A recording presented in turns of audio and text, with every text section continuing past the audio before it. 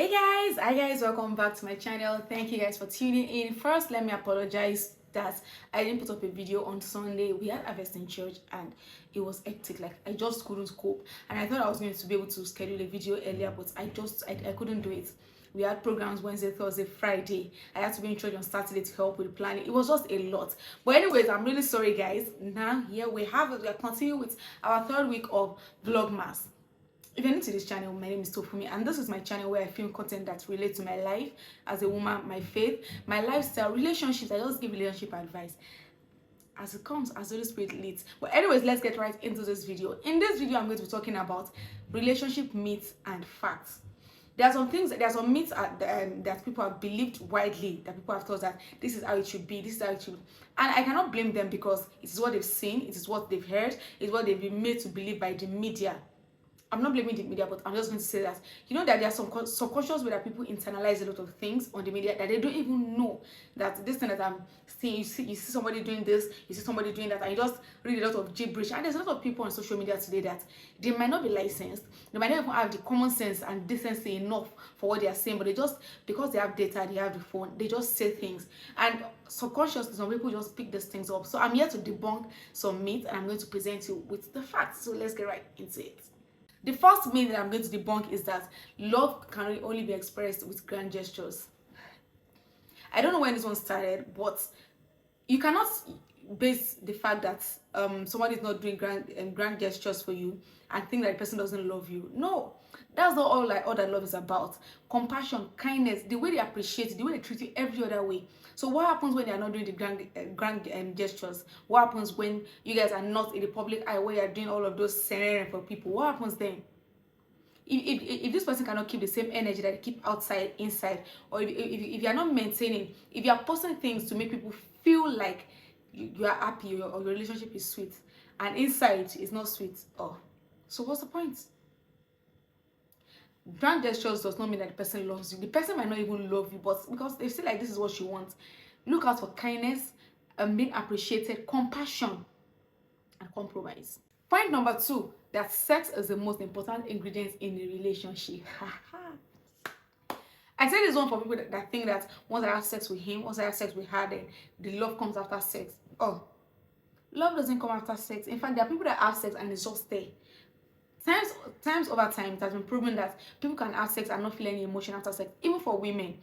I know that they say that for women, when they have sex, women start to develop emotions. No, it's not in all cases. There are women that have sex without emotions. There are men that have sex without emotions. Sex is not the most important ingredient, because even married people say, I'm not married yet, but I've spoken to a lot of married people, and married people say that when you enter the marriage, you realize that sex is a small fraction.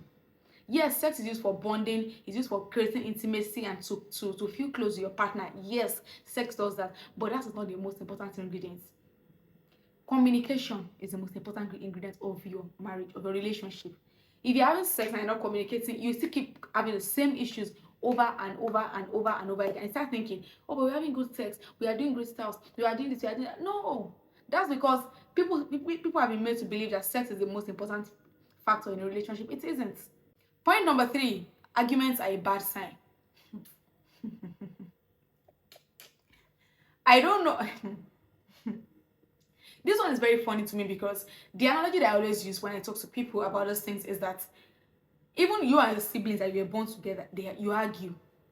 Your parents that have been married before you came to this world, they argue. So how did we get to the point where we start saying that argument is a bad sign in a relationship? No. Arguments, conflicts are a very, very general, very, very absolutely normal part of our day-to-day lives. People you are not dating, you have arguments, you have conflicts with them. That does not mean that the relationship is bad. When it comes to a point where you have arguments that result to verbal or emotional abuse or physical abuse, that is when it becomes toxic.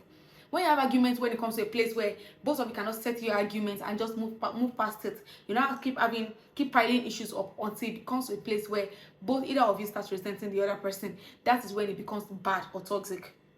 Arguments are a very, very essential part of our day-to-day life. They help you know your partner more. They help you know what they feel, how they feel about certain things. If your partner does not say how they feel, we cannot always be on the same page. It's not possible.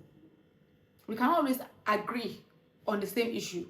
It's not possible. But when I present my case, my partner presents his own case also. Then we argue it. Okay, this is how it should be. This is what I think. This is what I think it should be. This is what you think it should be. Now let's just see how it's going to work. And then it comes to a point of compromise.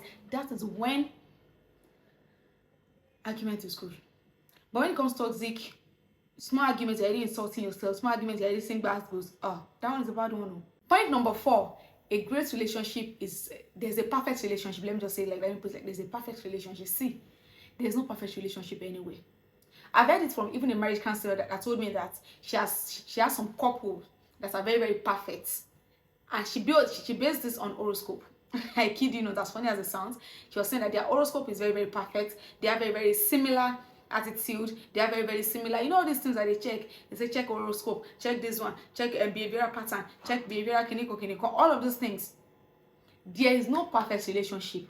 So far, the fact that your horoscopes match does not mean that your relationship is going to be perfect. A great relationship takes work. A perfect relationship takes work. Both of you have to be willing to work towards a perfect relationship. You cannot just say because our horoscopes match, or you've now done your zodiac sign and everything now match. Just say, oh, Gemini is supposed to marry Virgo. No, is it Gemini or Gemini? He's supposed to marry Virgo. Oh, Aries is supposed to marry Leo. Louis. If you don't work towards it, you have to work towards it. You have to understand what your partner wants at every point in time. You have to be very, very intentional. Yeah, that's what I've been looking for. You have to be very, very intentional that this one must work. This one is the one that I want to work. And this one must be perfect. This one must be great. It takes work.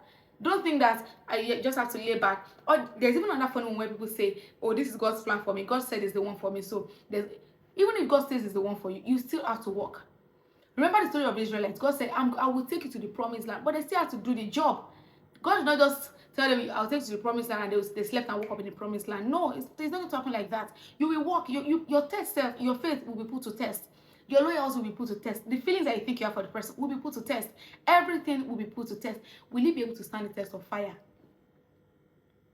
Good. The last but not the least, love is bing. I don't know how to explain the bing part, but people say that, we read a lot of romance novels, you've seen a lot of romance movies, and when they say all this, especially Indian movies, that's where they say that when you see your partner, you feel some butterflies in the stomach and your body starts to do. I hope that some of you have not been losing your partners, losing great people, quote and unquote, because you don't feel butterflies. Love is not bing. Love is not butterflies. Love is not the emotions in your head. Love is whatever it is that you can make of it. There are people that you feel butterflies for, that you feel the bing for, but you don't feel like you don't even feel the intentionality and the commitment to work towards it. Love is commitment. Love is a choice. You choose that this person, I feel this certain way for this person, and I choose to be with this person. I choose to be committed to this person. If you feel all the bing, but you're not committed to a person, it's of no use. There's no point. So forget all those love is bing. You have to feel a certain way. You have to chicken. I beg. Let everybody rest. Anyways, if you enjoyed this video, please give this video a thumbs up. Drop a comment in the comment section, and subscribe to my channel if you really enjoyed it. I mean, if you watch this one, that means that you liked this content. Subscribe to my channel. I'll see you guys tomorrow. Bye.